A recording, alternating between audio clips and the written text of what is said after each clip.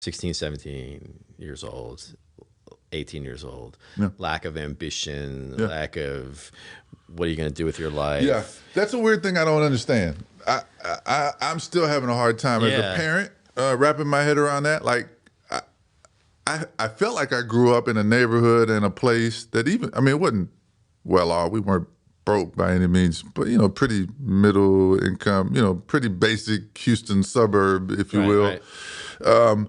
But like, I felt like everybody around me wanted to be somebody and do something and had, you know, big dreams about like, hey, I want to grow up and be this or chase, you know, a lot of it was built around athletics for me because that's the environment I was in. But even then, like everybody had goals and ideas of where they wanted to go.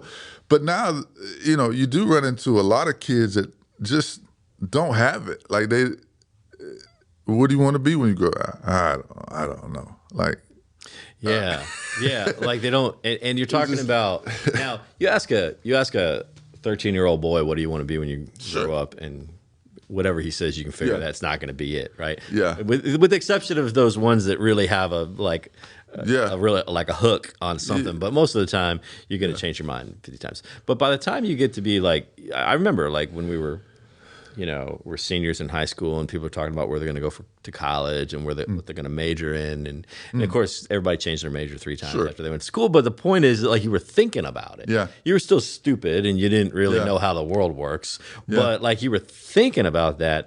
And now, from what it seems like, and I don't have teenagers in my house anymore, but some of the things that I was reading, it sounds like this guy in the article that we looked at first, that moved back to Somalia, like the boy was basically just like, all he wanted to do was smoke pot and play video games all night long.